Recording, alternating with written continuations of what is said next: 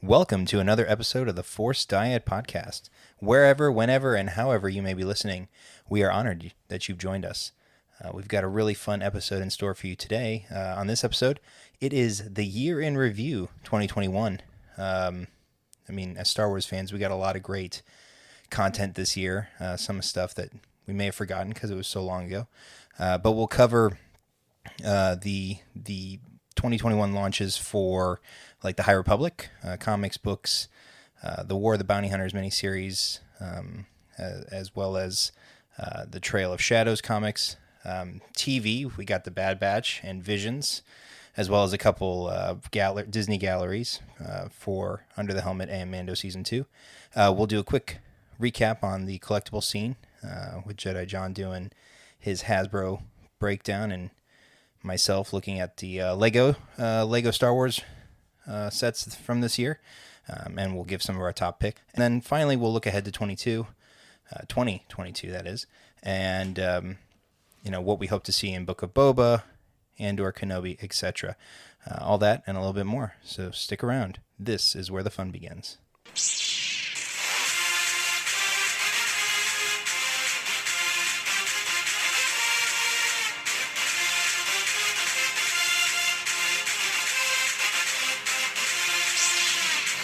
And welcome to episode 19 of the Forced Diet Podcast. I am your host with the most, Obi-Sean, joined as always by my co-hostess with the mostest, Jedi-John. How's it going tonight?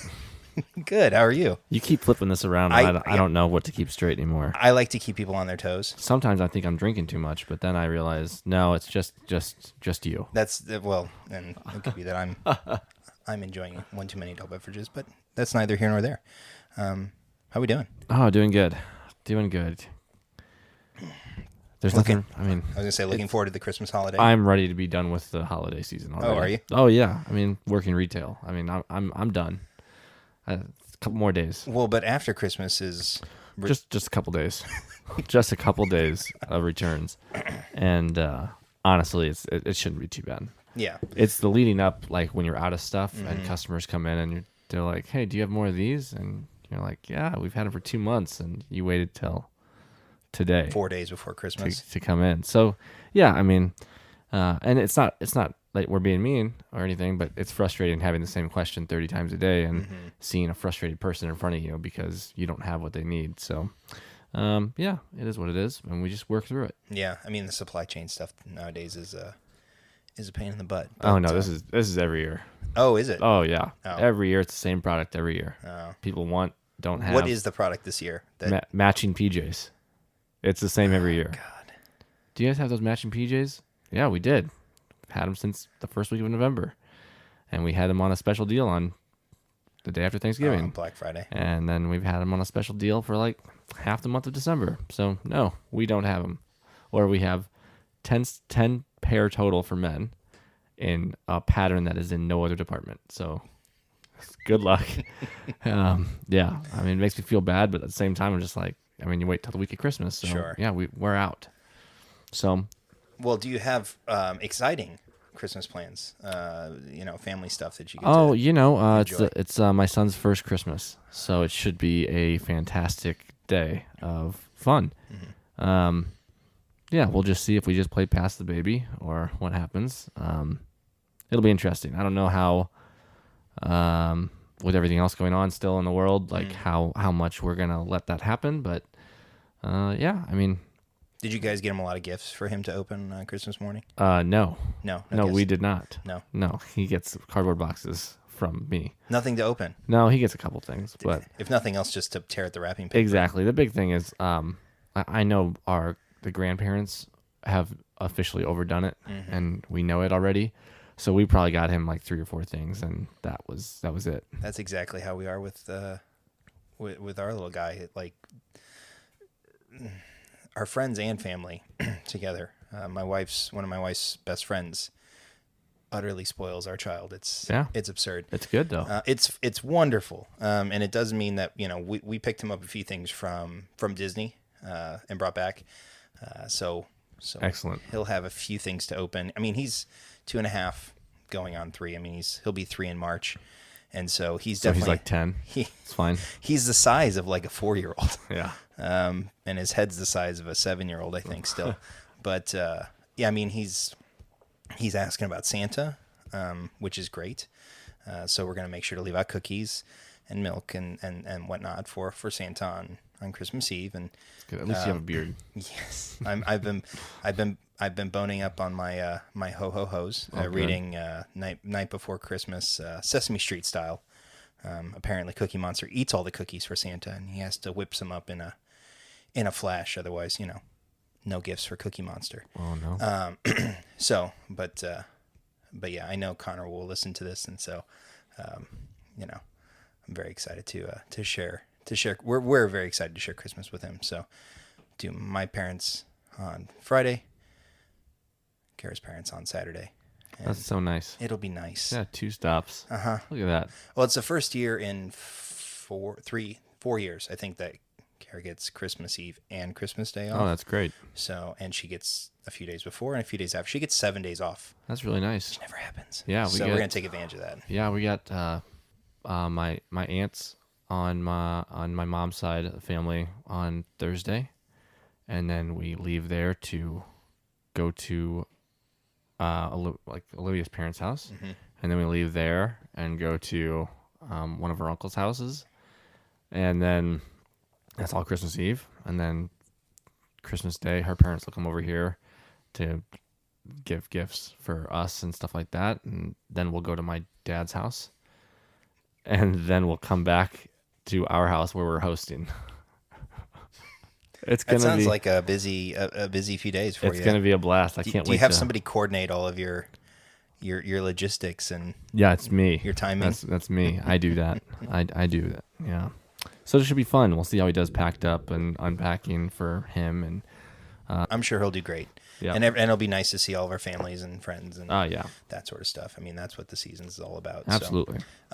So tonight, year in review. This will probably be our last posted recording of 2021. Yeah. So, figure we'd look back at the year that was in Star Wars, share some of our likes, some of our favorite things from the various media that we got, which for all the complaining that we as fans like to do on things that we didn't get, Kenobi trailer, we did get quite a bit. So we're just going to jump right in, talk first about the various print media that we got. The biggest thing, We got a lot. I mean, the High Republic Project Luminous launched technically the last week of 2020, but the first adult novel was Light of the Jedi that came out January 5th of 2021. And since then, it has been just a nonstop storm, pun intended,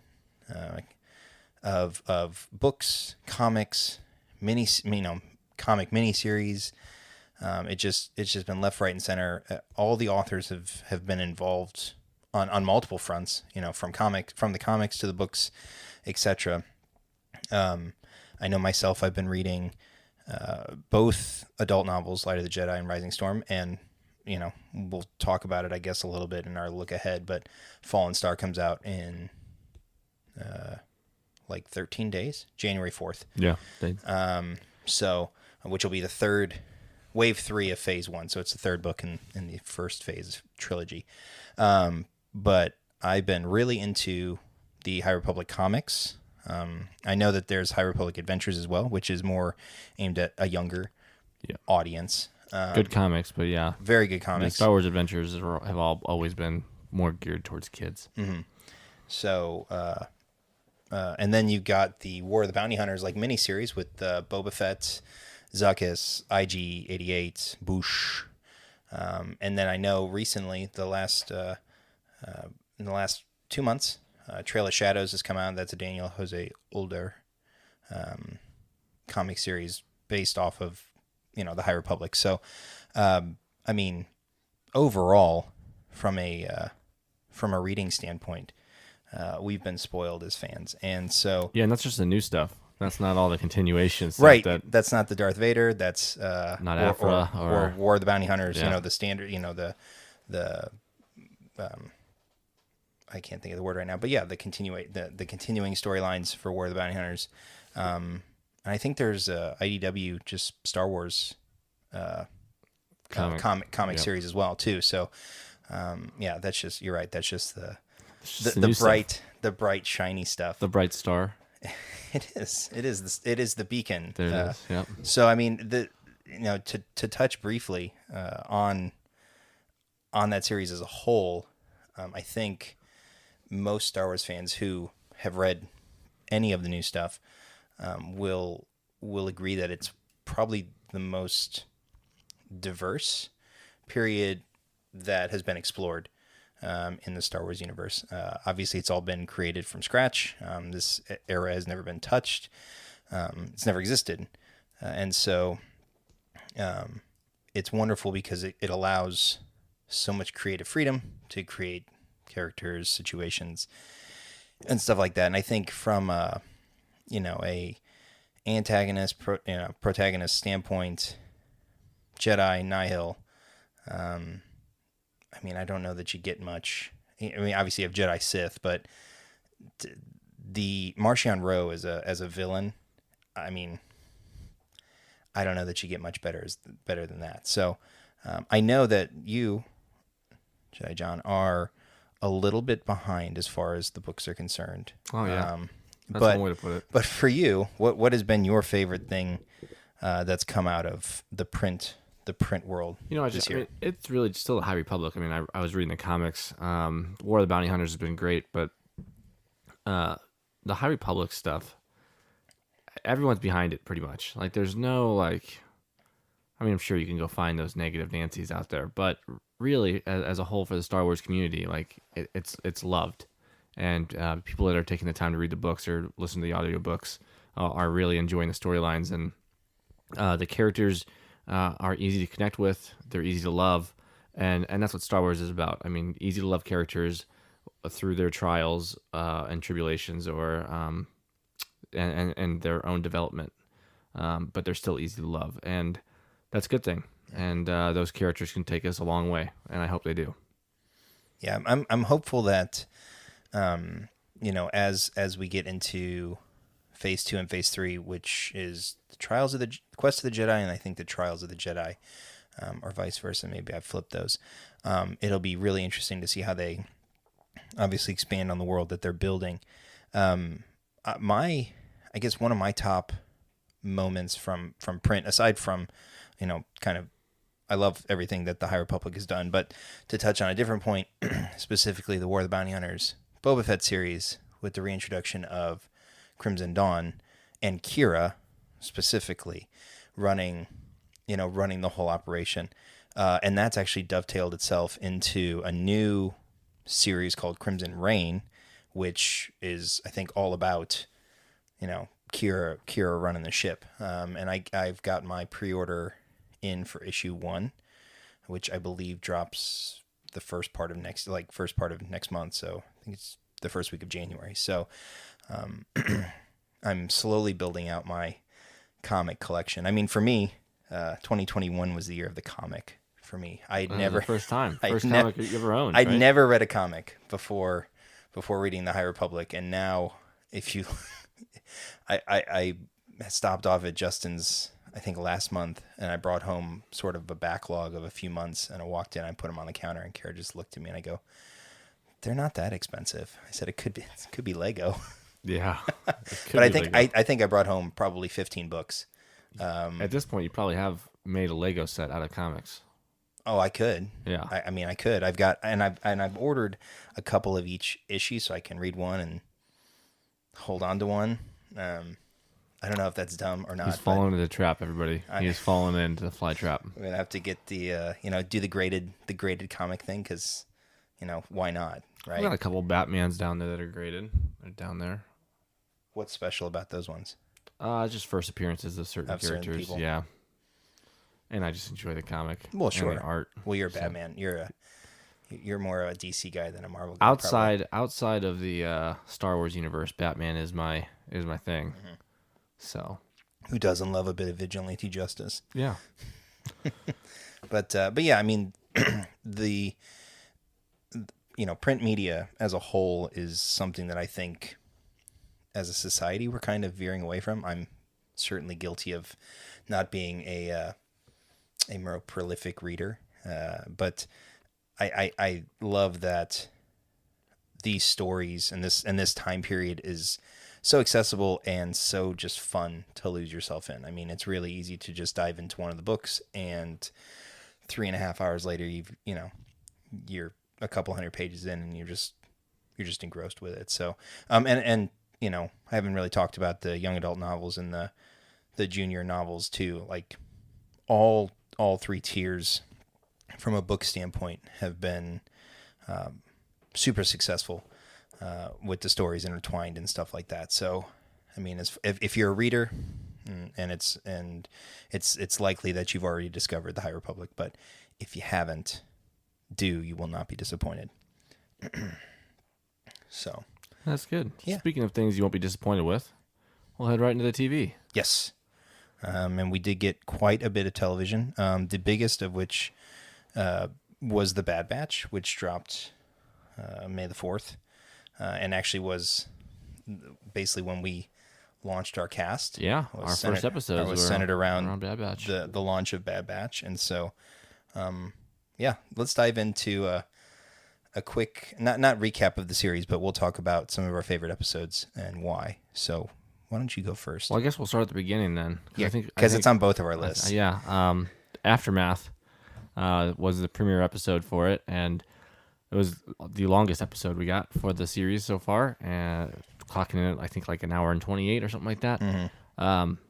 But fantastic tie-in. It ties you right into episode 3. Right after episode 3, as the Order 66 went out, and then when they went back to Camino, what started happening, watching the speech through a different lens, and then the fallout of that, and the new things that arose from it. So, and then we get to see some of our notable characters right away. So you get to see Tarkin in episode 1. You get to see the entire Bad Batch, obviously. And I mean, you get to see what happens when they start ordering clones to go hunt everyone, or whoever they deem as a threat. Yeah, and I mean, the tie-in to the season 7 of the Clone Wars too was, because obviously that's where the Bad Batch were born from. Just a continuation of that last episode, just rolling into it, having the juxtaposition, because you remember where Ahsoka was, fighting Maul on the Republic cruiser, and then you just are transported to a different world. You get the Rebels tie back with Kanan and Deepa, and Deepa's not from Rebels, but Kanan is, and or Caleb, right? And I mean, the action from these are animated. The animation is excellent. Yep. The action is excellent. Overall, just a phenomenal way to kick off the series. Yeah, really, really rocked it, and it still holds. I didn't actually look at this, but I'm sure it still holds pretty close to the top for IMDb ratings. I imagine, just because it was that good. Yeah, and then I know my next one was basically the Rex arc with Battle Scars and Reunion, and just having the build up with Wrecker to the point where the chip goes awry, and he snaps sort of into his standard operating procedure, and is basically going after everyone in the confined space. You really get that sense of dread and danger, and being that I think at that point we had exhausted everything we'd seen from the trailer. We weren't exactly sure what direction things were going to go. Yeah. And then rolling that into Reunion, you're getting hunted by Crosshair, and it all culminates with the big reveal, the big showdown, the duel at high noon between Hunter and Cad Bane, and the reemergence of Cad. Just, it was cool to see Fennec early on, right? But we had just gotten her in Mando season 2. To have Cad come back, which yours truly called. Did call. I called that. Was awesome. And when that scene was excellent. The whole spaghetti western style framing of it, the music, it was just perfect. Yeah. So, and that leads me into one of my favorite was Bounty Lost, just because I enjoy Cad Bane. Granted, the reveal was great, and they did that episode really well. But Bounty Lost was just it was fun to see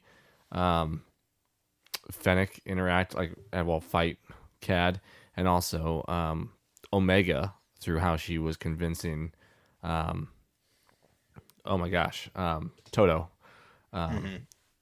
to let it help her, let her help him. Yeah, to break her out, right, from captivity. So it was just it was very interesting to watch that aspect of Omega, and she really did fix Toto, but also broke herself out. She disabled him as well. Yeah.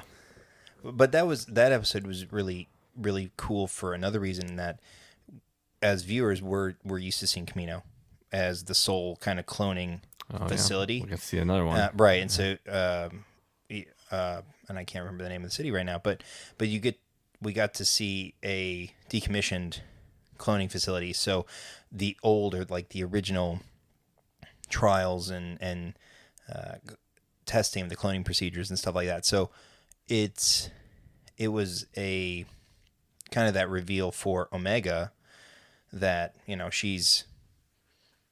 she wasn't the first, right? Her group was not the first. And I'm trying to remember was that when we get the Alpha reveal? Yeah, from Fennec. Right? Does Fennec give that to her? No, that was Tech explains it on the ship all nonchalantly in his total Tech way. Because he thought everybody knew already, right? Correct. Yeah, so I can't. It was around that time. It was around that episode where we get that reveal. So perhaps we don't have it included in one of our favorite episodes, but obviously you get the reveal that Boba is now Alpha. Right. Right. Because whereas before that was Rex's original code name, or his original call sign, and then Omega is the last pure genetic replica of Jango.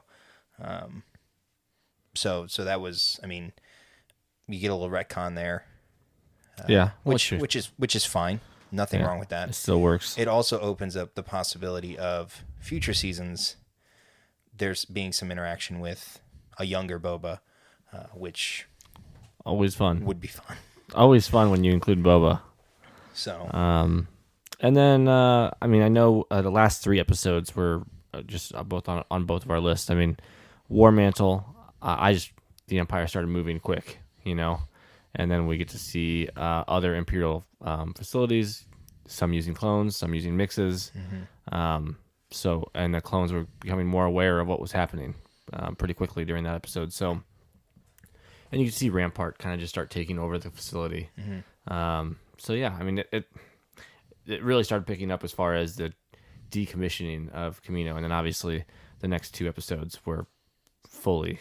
They were fantastic. War Mantle, you get Gregor, and that's how you get Gregor back into the timeline where you see him later on in Rebels. But that the finales, part 1 and part 2, Kamino, Return to Kamino, and Kamino Lost. Yeah. There were certainly some things that maybe you would have liked to see more of, but just in general, when we talked about it when we did the recaps, but just kind of the end of an era, right? So for all the fans, myself included, or us included, who grew up effectively with the prequel trilogy, growing up with Tipoca City and all of that, between not just Attack of the Clones, but the Clone Wars cartoons, it was just like kind of the end, right? That era is over. It's gone. And so from a personal standpoint, I think for fans, maybe you get a bit more emotion from that just because of what it means in real life, for you as a fan, having grown up with those films in that city or that place. And the way it was shot, again, kind of going back to the series as a whole, the writing was incredible. The music was fantastic. Yes, they should have really done something different with Echo and Tech from a character development standpoint. I mean, Well, maybe season 2 has something in store. fingers crossed, because, I mean, short of being a droid, Echo didn't really get to do... Oh, and making a joke with the Martez sisters. He did not get a whole lot of love. And again, short of dropping a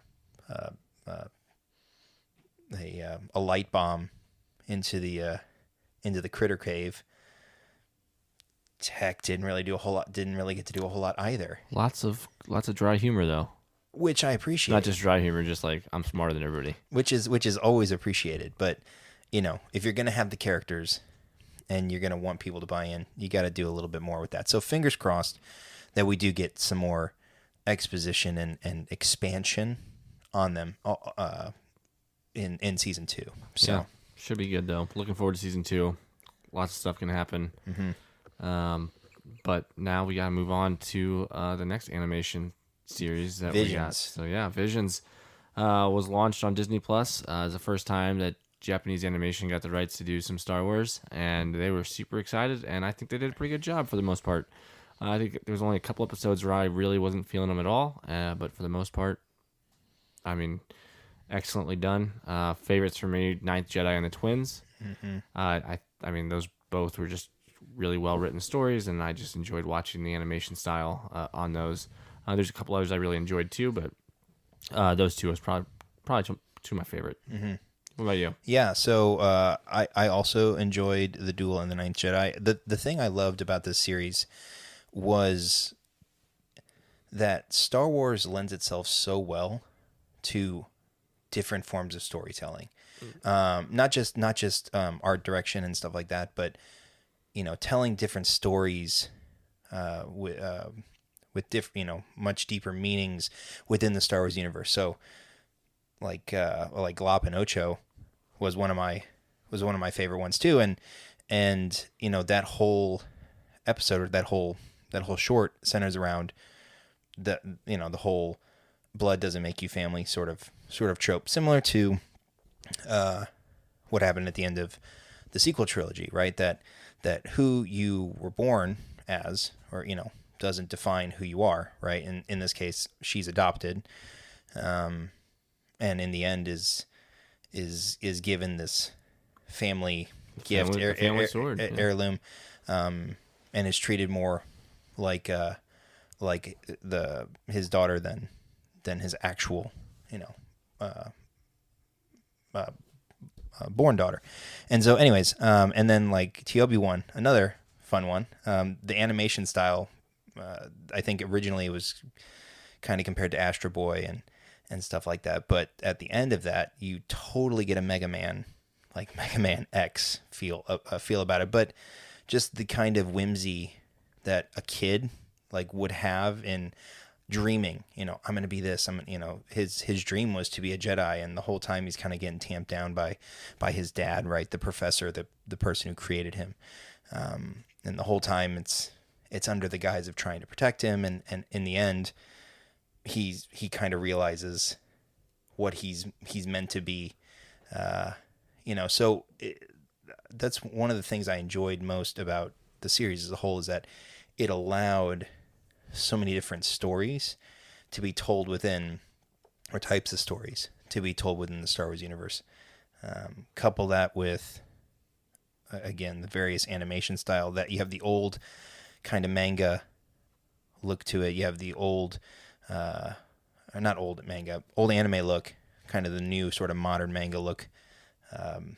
And like the Elder, like I don't have that on my list, but the Elder was an excellent episode too, because you get that kind of sage Jedi with the gung-ho Padawan, which we all know who that sounds like, right? And just the underlying message being that time runs out for everyone. It doesn't matter how powerful you are eventually the power goes away. And so in essence, it's kind of what you do with it, like in the moment, and not maybe necessarily trying to attain more and more and more, because eventually it's fleeting.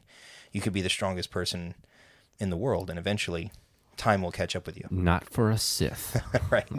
Right, exactly. So, I mean, well, yeah, unless you're Palpatine, right? But in essence, right, the clock waits for no one. And so I think that was something that I took most from it, was just the varying stories that were told within the same universe.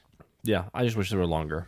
Mm-hmm. I mean, again, you're talking about 30-minute episodes. Not even. Yeah, most of them were under that. So would just like to see them a little longer. That way they could have fleshed out a little more. Well, I'm wondering, so some of them, like, for example, The Ninth Jedi, I think it was a 23-minute episode, including, like, end credits. So it was like a 20-minute episode. But it leaves it on a cliffhanger, because the dad's been kidnapped, and she's now kind of assumed the role of the Ninth Jedi, and she's like, "Can you help me rescue my dad?" He's like, "Yes." And they walk off, and then boom, cut to credits. Like, could do more. What? Who knows? I mean, same thing with La Pinocho. Like, she fights her sister at the very end. Bingo Bango cuts an X on her, and then she rises up and blasts away on a starship. Like, what happened? So, and it's listed as season 1, so presumably you could do you more. could do some season 2s. I think that was it, though. Oh, that would be a bummer. Yeah, maybe in a couple years. Maybe they'll revive. I mean, next year's kind of full, just a little, but maybe in a couple years, we'll get a return visit to Visions. Yep. And then we got a couple behind the scenes things this year. We got the second half, the Mando season 2 gallery. Them explaining just the finale. Yep. Really, that's what it came down to. We didn't get the first time, was just the finale, which is what everybody was like, I can't believe they didn't put anything about Luke in there. Oh wait, we got a whole episode. We have an dedicated entire to 45 minutes dedicated to this this one 10-minute moment. Really cool reveals about how they kind of kept it under wraps, so to speak, and how excited they were just to keep it under wraps and make sure nobody found out. Because like they all said in the interviews, like, all it takes is one person to leak it, and then it's out there. And they didn't, and it was amazing for everybody. Even though I did call that one too. October 2020. Too bad you weren't leaking it. That's true. That's well, and I wouldn't want to ruin that, but and I actually had Mark Hamill, and his stand-in, his stunt double, whatever. But in the moment, that's him. That's his physical body, not his face, and all the things that come with that technology. There was a nice introspective on the power of that technology and where it might go. I actually had a Twitter discussion, which, if you're not following us on Twitter, at Force Diet Pod, we forgot to plug the socials. I forgot to plug the socials, but plug it late. Anyways, and yeah, Facebook and Instagram at Force Diet Podcast.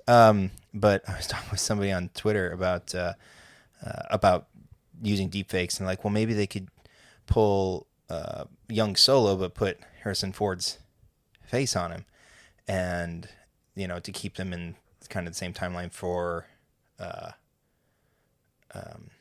was it for Book of Boba? No, it wasn't. Yeah, it was for Book of Boba. Yeah.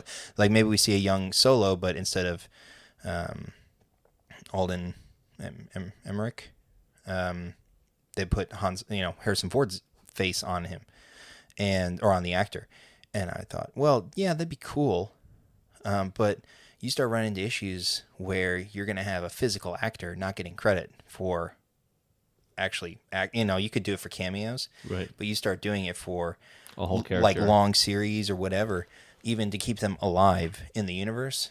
And you start running into like David Prowse and James Earl Jones situations, right? Where David Prowse, Earl Jones's voice is so iconic and, makes Darth Vader, right? I use the air quotes there.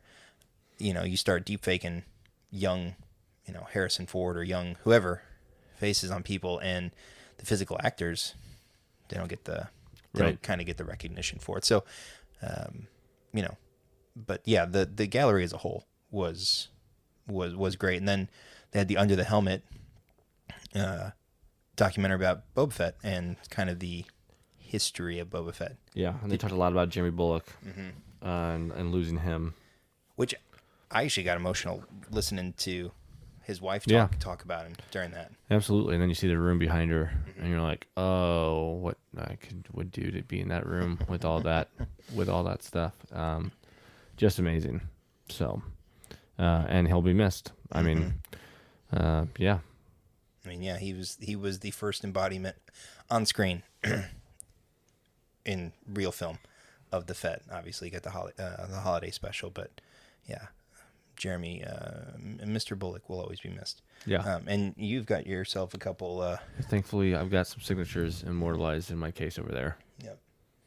Yep. So, but that's the beauty of film, is that he will live on for ever and ever and ever, which is great. So, but yeah, obviously with the lead up to Book of Boba, getting kind of the behind the scenes of the creation of the character as from out of nothing, really. I mean, he was in a parade, and then he was on a holiday special, and like, hey, yeah, let's throw him in, and then he's exploded to what he is. So the main point is you can't get enough Boba. So I think that pretty much does it for TV. Yeah, wraps it. We didn't get any new movies this year. Nope. Sorry, everybody. No new movie. We got told that we wouldn't be getting new movies next year. Or not next year. That was 23. But yeah. We were told what movies we weren't getting. Yes. We're also not getting some movies now. But that's fine. Or TV shows. Yeah, or TV shows. But that's okay. But we did get a ton of new toys surrounding Star Wars. And I guess I'll lead off with some Hasbro stuff. Yeah, you go first. Well, most recently the Rancor died. Yeah, because that was the last we talked about it. It was in its twilight. Yeah, it was 2 days before it died last episode. Almost got it. It was. I think we only fell like 500 short. And all I can say to all you backers out there is like, thanks for backing. And if everyone would have just done that, weeks earlier, we probably would have had a Rancor made. Anyway. But I really am a little upset. I'm not going to get that monster on my shelf, but maybe down the road. Who knows? Anyway, but for Hasbro Black Series figures, we got 72 new figures this year. 72. 72. So I can break them down real. Did leave out the 5 white troopers. So, but the 5 holiday troopers really just got announced. They were supposed to be for this year, but I think they were stuck in a cargo ship somewhere. So they're stuck in LA they're not somewhere. They're not going to get it released. The 212 Trooper was a Walgreens exclusive. They got announced, I don't know, in June, and it was supposed to come out in October. It just got to the distribution center in Georgia 2 days ago, I think. So we're not going to see that this year. And then the Knight Brother Warrior from the Gaming Grids line also didn't get released this year. Oh, from Fallen Order? Yeah. But it was on the pre-order list again for like October. So just stuck there. But we did get 4 comic 50ths. So that they're the figures in the comic book covers. They look pretty cool. There's a Maul, a Jackson, a... oh, yes. Yeah. And there was like a Luke. A Luke and a Kier Konos, right? Unless that's the one they messed up. That was the one they messed up. I can't remember. Well, yeah, they messed up one of them. Because Hasbro. It was the Royal Guard, but it was named as it was Kier Konos. Yeah. Yep.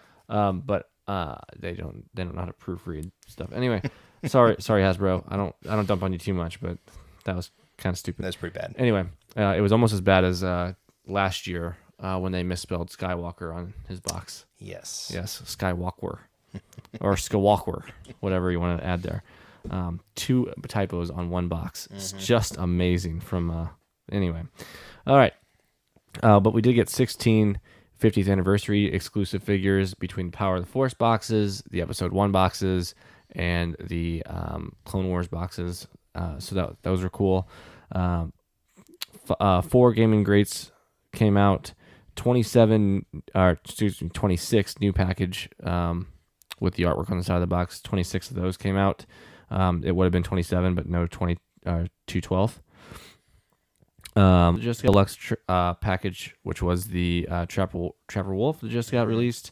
One vehicle exclusive trooper with child. That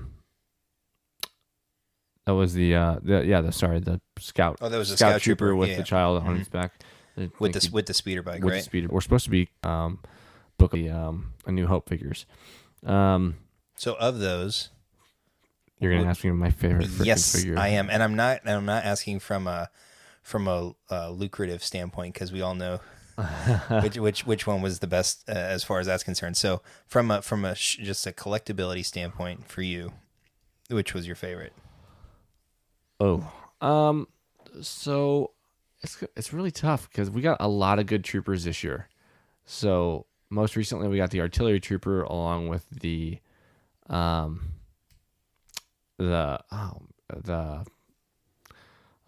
what's the trooper from Clone Wars? The red armor. The Mandalorian? The shock troopers. Oh, gotcha. Sorry.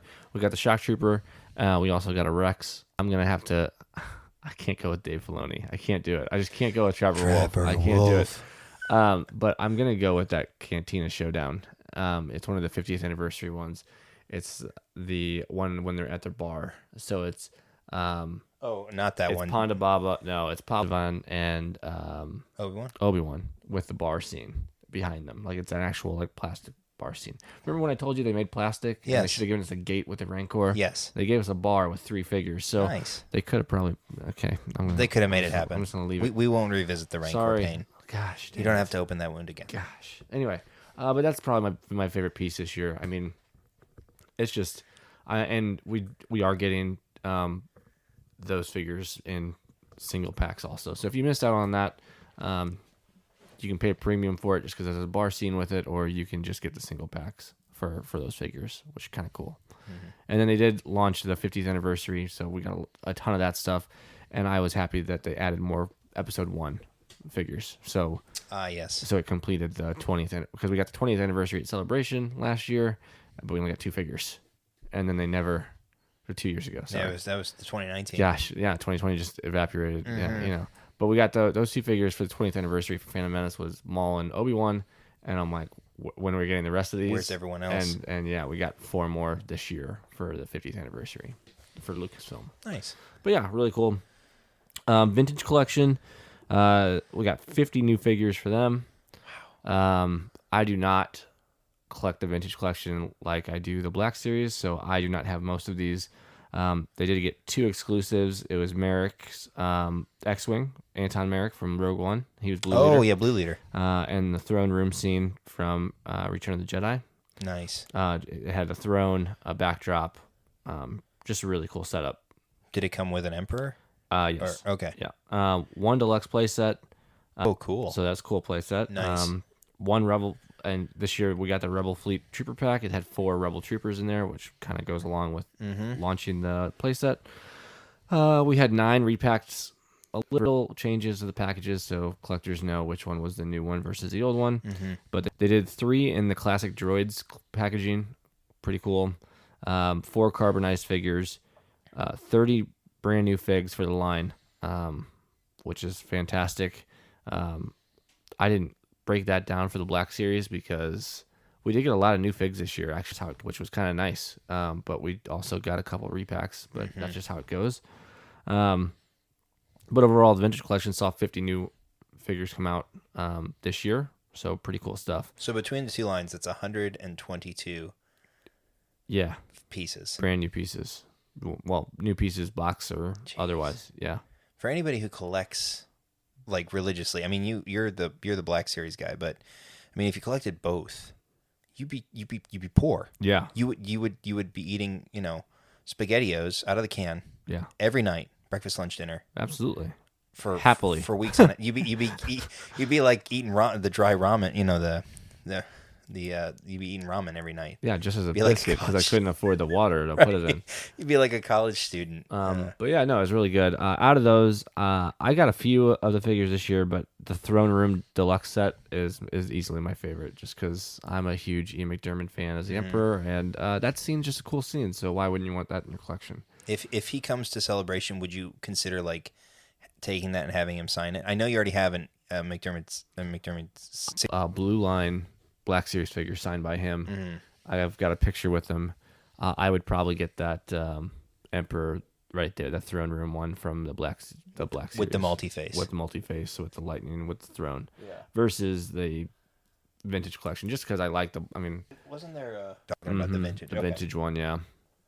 Yeah, and it looks really good. I think it's actually behind that Obi one on the shelf. Is that's what you're looking for? Yes. I think it's either that one. Yeah, it's right there. Yeah, there it is. Yeah.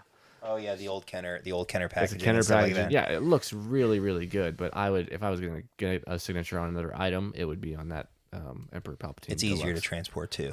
Yeah, Then- it's smaller, and I can protect that pretty easily.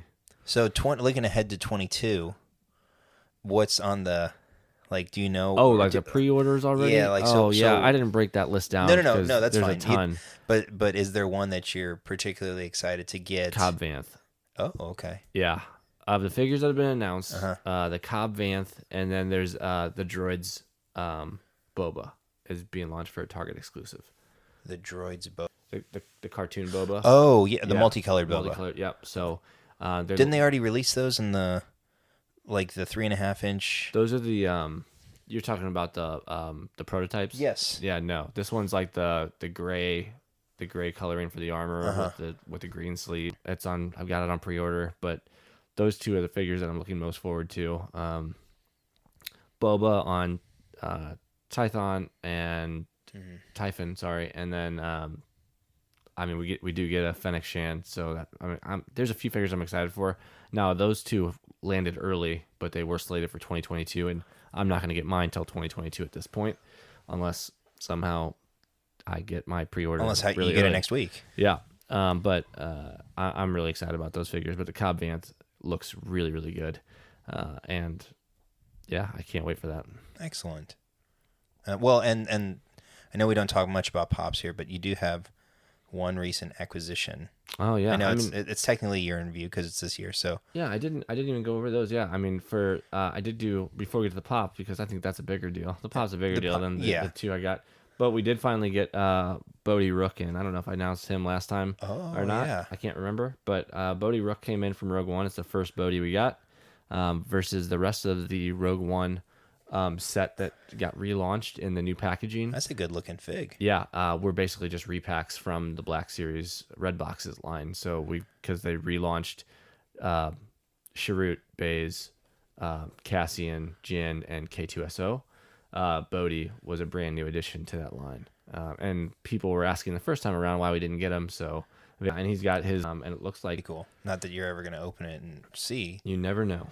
You just never know. We gotta do like a live stream open of some of these at some point. And then even though she got reboxed, she's in the wave with Boba and Fennec and Ponda Baba and everything else. But Princess Leia from Yavin 4, the medal ceremony on the 50th card back versus the new waves.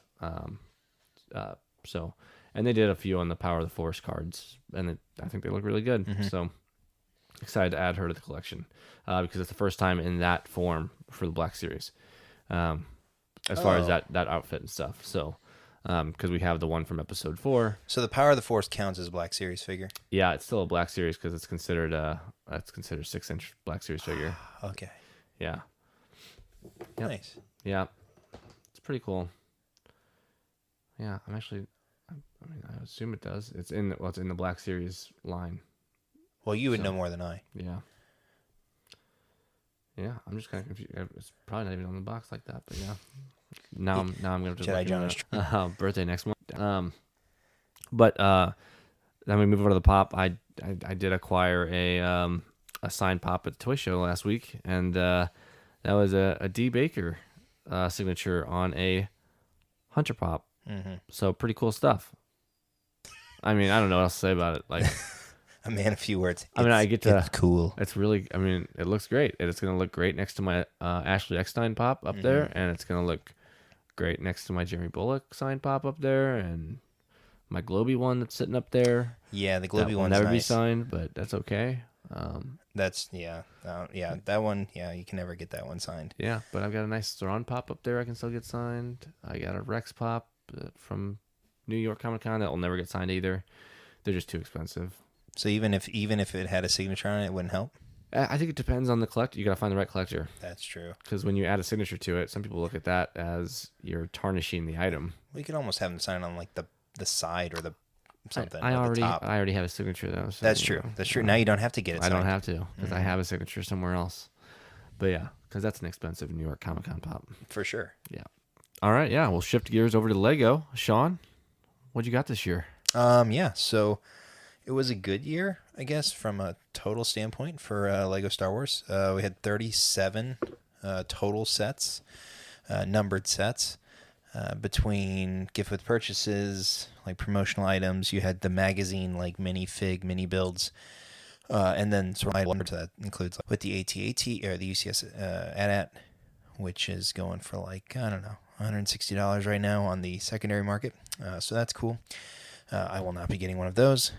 And then you have the like Walmart exclusive Skywalker Adventure Pack, which is like a 3-pack of like was I think the May the 4th giveaway, where if you spent some ungodly amount of money, they gave you a tiny Tatooine homestead that you would never buy. It was for free. Well, yes, it was free if you paid $200, I think. So it's like the specials they were running at for the holiday sets, the holiday gift for the purchase. Like I bought the Winnie the Pooh set. This is segueing, but it's still Lego. I bought the Winnie the Pooh set, and they go, if you spend an extra $80, you get this little gift with purchase. I'm like, And you did it, didn't you? No, I didn't, because there wasn't anything else I really wanted for $80. Because what I wanted was a couple $100, and I wasn't about to spend $300 in a Lego store, given that I was just going there to sell some minifigs to a guy who was going to that Lego store. So, I mean, I sold some minifigures and then I bought a Lego set. So that's how it works. But then you had the there were 4 of those, like the promotional and gift with the purchase items. There were 11 magazine figs and sets. So this is for the Lego magazine, which mostly comes out in Europe. But I'm sure you can get it stateside. But they're always sold on the secondary market. It's like hard to find. Yeah, it's because it's in Europe. And that leaves us with 22 actual like buildable sets. There are a couple microfighter sets, which ironically are more pieces than some of the sets that aren't deemed microfighter sets. You had 2 helmet sets along with an IPD, so that is tied in with the sets we got last year with the Boba Fett helmet and the TIE Fighter pilot and the Stormtrooper bust. So so that was a continuation of that line. Next year, I think we're supposed to get an X-Wing helmet. I think you're supposed to get, so that'll be fun. Previously mentioned. AT-AT. We had a couple Bad Batch sets, or actually, I guess just one, which was the attack shuttle, which the coloring was way off because they went with the light blue or the sand blue color instead of kind of like the blue gray. Even though in the show you can see the blue coming out from under the paint. The fans are right, okay? Do not question the fandom. You have to know this already. The fans are right. Yes, I know. As we said at the very beginning of the cast, for as much as we like to complain, we did get quite a bit of stuff. But yeah, there were a couple of Mando sets with the Armorer's Forge, Moff Gideon's Cruiser, which does look really cool for the price. It leaves a little bit Fett Starship Imperial MiGs Marauder, so the kind of tank thing that MiGs and or Mayfeld and the Mando basically drive into the oh yeah, they get chased by the pirates and they drive it into the TIE factory. Episode 7 there. Yeah. Where obviously your annual advent calendar. We got the R2D2, which was kind of like a Master Builder series. For some reason, I thought the Cantina came out this year, but that was actually last year. So I got it for Christmas last year. Yeah, so that tells you how long ago it's. With my Yoda free giveaway, my Yoda lightsaber free giveaway. Oh, do you still have the Yoda lightsaber? Yeah. Oh, That's nice. Is it good? That's a hot commodity Oh, too. is it really? Oh yeah. And then a couple smaller sets. So like the Imperial TIE Fighter, Luke's X-wing. We got another Luke's X-wing because you can never have enough of those. Had the Trouble on Tatooine, which is that was the Cobb Vanth. That was the Marshall episode where they're battling the Krayt Dragon and stuff like that. And then Imperial Shuttle. And then we did get a couple Clone Wars sets, which is kind of funny because they came out later in the year, but obviously Clone Wars Season 7 was end of last year with Duel on Mandalore. So it was just basically I did see that, yeah. So which was basically just a way to get the new Season 7 Ahsoka into another set outside of the Republic, or not the Republic, but the tank set that she comes in. And the other Clone Wars set was the Mandalorian Starfighter, which does look really cool. So that's got Bo, it's got a Mandalorian, and it's got another. I think it's got another, another Mando in it. But there's like a loyalist. Yeah. So there's three unique figs in that set. As a minifig collector, those are the things you kind of key in on. But that one. I actually asked for that for Christmas, along with the Boba Fett Starship set, and I did ask for the Imperial Light Cruiser because it is kind of so pricey, and I probably wouldn't buy it myself. Does your family laugh at you also when you unwrap for yourself and it's a Lego? It's a Lego set. Well, I don't. So, I mean, are you asking if I buy myself Lego that I open for myself? Well, also, sure. I don't do that. Okay. I do not do that. So do I get laughed at when I ask for Lego and then people gift it to me and see me open it? So kind of. She got me the Razor and I did for. If people want to make fun of me, that I'm totally fine with that. I will play along, because I do it.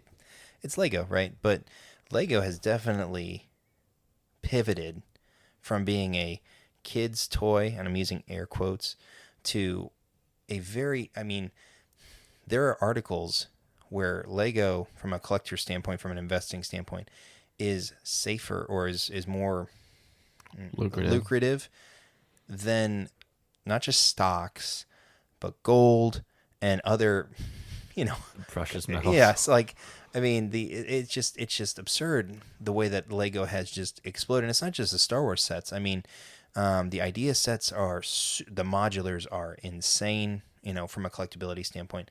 And I could sit and talk all day about Lego, but to keep it kind of on topic as far as the Star Wars sets are concerned, I actually had a light Lego Star Wars 2021 in that I only bought a handful of these sets, primarily because I don't have room for the Republic gunship. I don't have room for the AT-AT. And just some of the other ones that have come out, they've been cool sets, but these have come out in the last 4 or 5 months, so I've got at least a year to buy them. So makes sense. I did pick up a couple of the older battle pack sets and stuff like that. So like the Sith Trooper battle pack, I bought a few of those earlier this year because they're cheap and at some point they'll get retired. And same thing with the Mando battle packs and that sort of stuff. So I did get, I did end up getting a couple gift purchases earlier in the year. I don't think I got the Black Friday of 2020. For me, this year was more centered around the minifigs and expanding my minifigure collection. So I added a couple I sold some stuff, but I also added a few pieces my Shadow ARF Trooper. I added out of his polybag, so he's a polybag figure. I added him to my collection. I added Jedi Bob to my collection, he's the unnamed Jedi from the second Republic gunship. So there's been three Republic gunships to this point, and they are all progressively larger. And so Jedi Bob is, for some reason, a highly sought after. For what he's worth or what he costs, he's up there as far as rarity. And again, I use the air quotes. So the only thing unique on him is his torso. Like everything else is he's just a normal dude, but he has a special torso, and so that makes him highly sought after. So I added him to my collection. I also added I added a what was it? I got an arm printed Greedo early this year. I'm pretty sure. 2020 and 2021 kind of blend into each other, but I tried to do much better this year as far as not buying as much, which my wife appreciates. Yeah. And so, but I printed a dry run for Cloud City Boba Fett. And so I added him to my collection. So I've been more choosy as far as, because I went kind of gung ho last year and bought all the big figs, which is good because the Lego market, as I just said, has exploded from a value standpoint, and so so I'm glad that I do plan at some point to get at least the Republic gunship. I figure I've got some time to get the AT-AT if I can find a place to put it. Yeah. I'm hoping, fingers crossed, I get a few sets for Christmas. Yeah. And then, like I was saying earlier with the helmets, if they do come out with like Luke's X-wing helmet, I will be getting that to add to my build. I mean, you see the stuff I have to build over there. Mm-hmm. Well, some of the stuff I have. Will to you build. actually build it, or will you keep it in the box? No, some of those I'll build. Well, that Tantive. That one's signed though. Yeah, I will never open that box. It's signed by the creator. Mm-hmm. The creator. No, but I do have that Bespin duel I might open. I think I do back there. And then that Cantina needs to get built. And that ISD is just still sitting in that big Lego box. Oh, yeah, I forgot you have the Imperial Star Destroyer. Yeah, I just don't have really space. I literally have to put up more shelves. Like, that back wall needs to be shelved out just for Lego, but then it's going to block the others. And actually, the ISD won't even fit there. It'd have to go on that wall. Well, and with the ISD, so the depth is going to be a problem. So I actually asked, one of the things I asked for Christmas was a Wicked Brick stand, which takes because I have one. I got one last Christmas for my Millennium Falcon. It'll rotate it. Right? tilts the ISD. I think it's at like 30 degrees.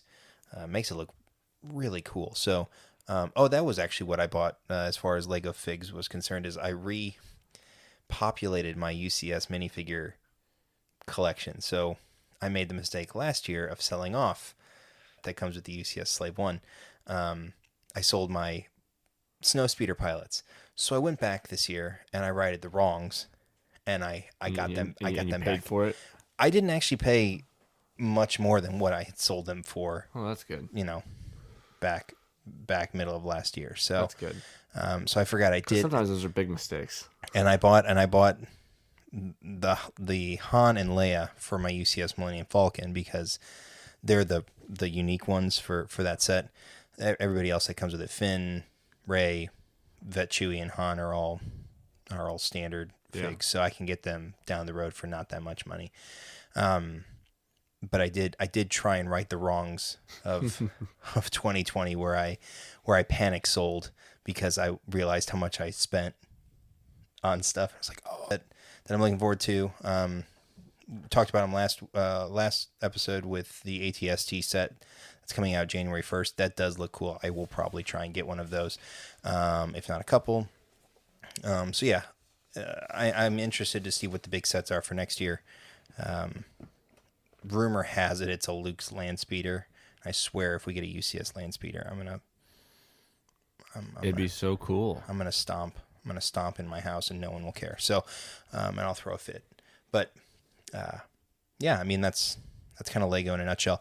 I mean, top picks again. I didn't really get a ton of these sets, but I have seen some of the unboxings and builder reviews, and for me, I mean, the AT-AT looks amazing. I don't know if it's $800 amazing, but it is lying around and collector, which is a dangerous thing to be just because of how expensive they are. So, but I have a Falcon, I have an ISD, I have a Slave 1, I have a Snowspeeder. So, I got to add to it. So, as you're saying all this, I'm just looking around my lightsabers. I should yet but I really want to. Mm-hmm.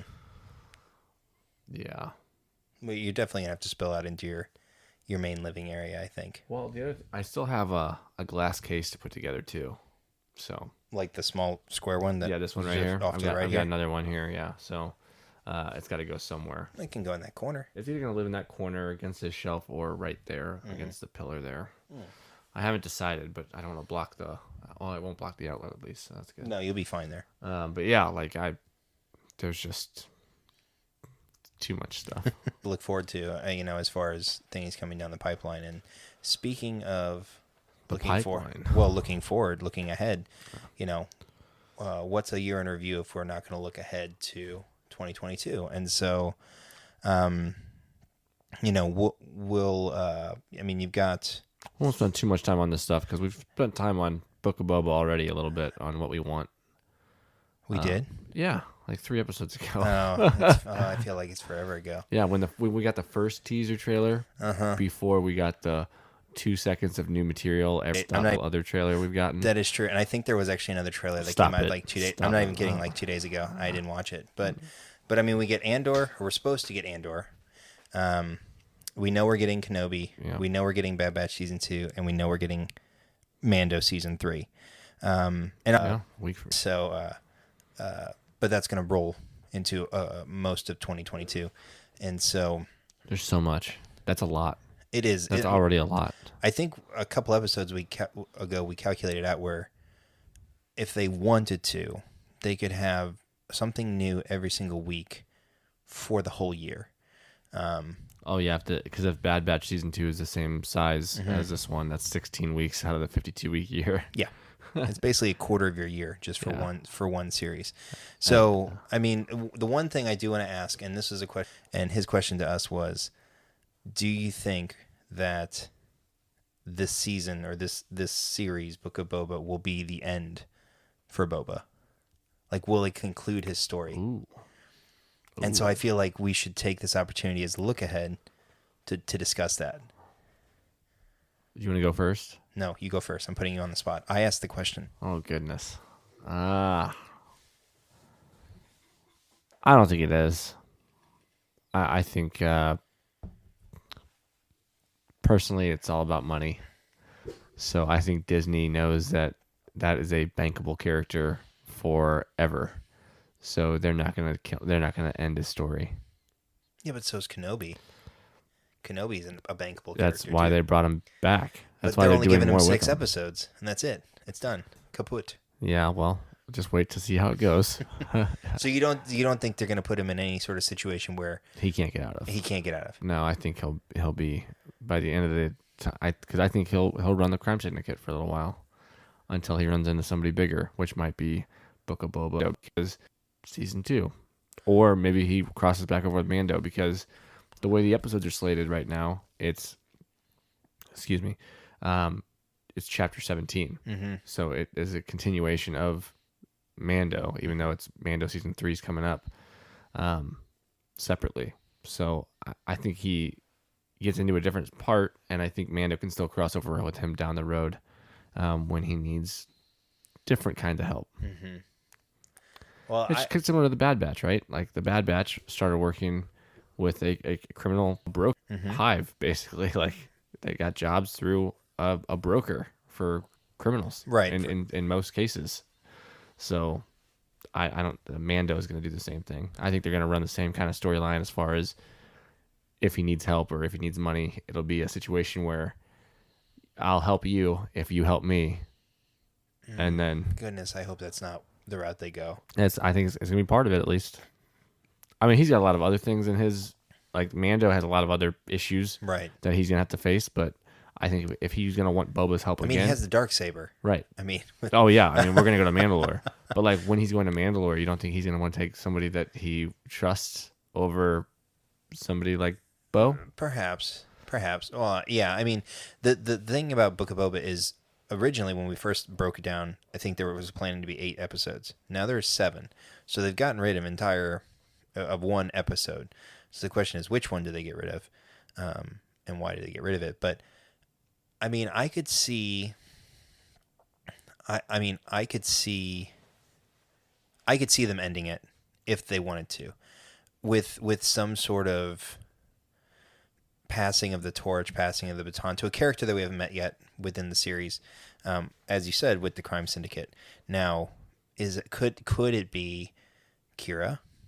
You know, not talking about like Amelia, where the Bounty Hunters picks up is in Empire, and so we're 8 years post that, and so it could totally work into the plan where she gets pulled in, and that's kind of how you get that'll becomes your conflict. Although, you know, and according to Robert Rodriguez, what we've been seeing in the trailers is the first half of the first episode. Right.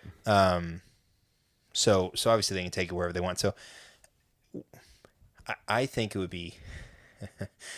be ironic, obviously, if he ended up back in the Sarlacc for good. Oh, jeez. I mean, it wouldn't. I mean, he's in the palace. It doesn't have to go very far. What if that was Sarlacc that the Great Dragon killed? I suppose, perhaps. Because that's one of the reasons why I thought he got Sarlacc. I don't know how big the Sarlacc. To your point, I just don't know.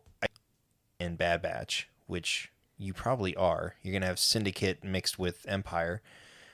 Do you really want multiple series that focus on the same concept that don't tie into each other? What happens if we get a live action Bad Batch in a couple years?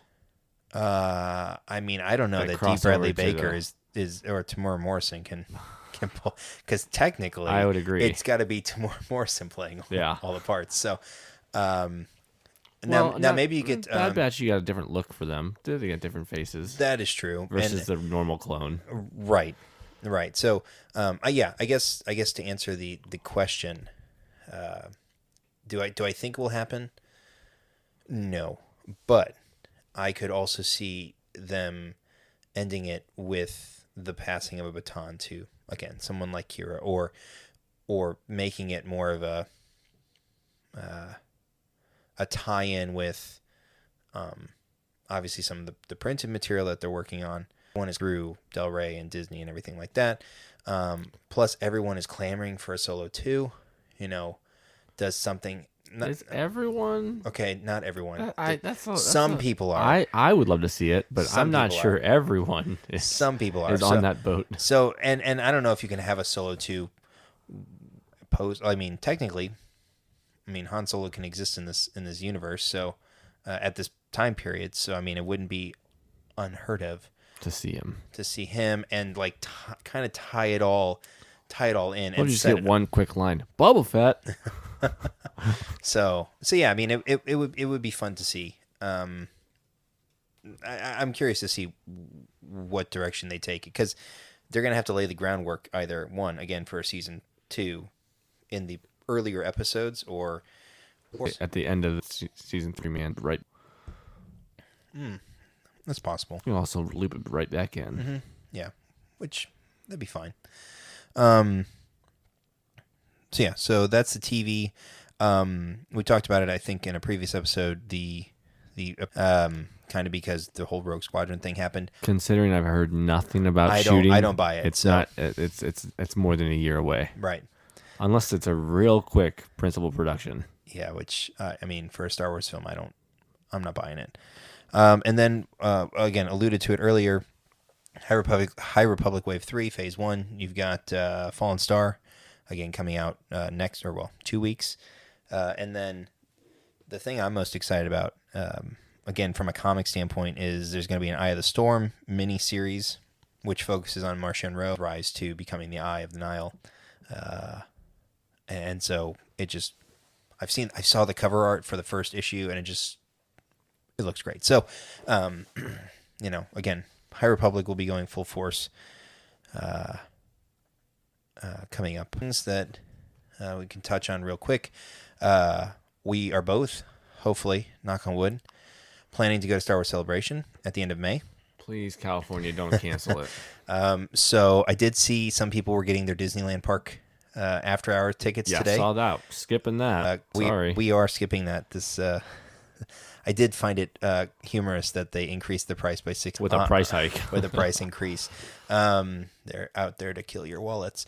And But yeah, Star Wars Celebration, Labor Day or Memorial Day weekend, 2022. Oh, I did see the meme for that, by the way. The kill your wallet. Sorry. There's a meme. Yeah, it was. I wish I should have saved it. I thought it was being original. It was no. It was Anakin walking in with his lightsaber, but the kid is your wallet, and he's like, "I've saved all this money," and it's Disney. Which is kind of funny. Yeah. I mean, but it's. I'll try to find it again and repost it because it's. I mean, hilarious.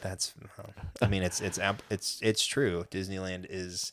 Well, Disney, excuse me. And it was all built around the Order 66. Yep. Yeah.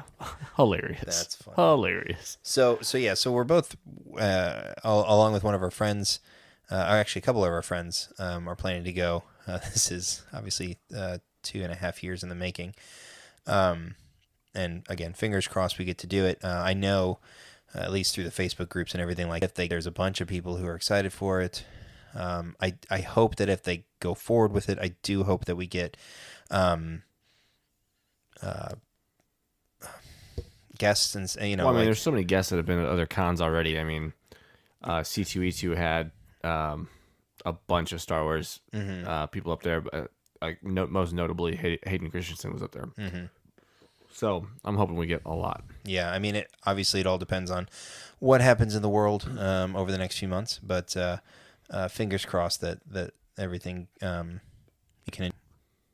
stays okay, for the most part, and we can enjoy that. So, and then you get to go. Is it like 3 weeks later, or is it in July? It's in July. Yeah. Okay.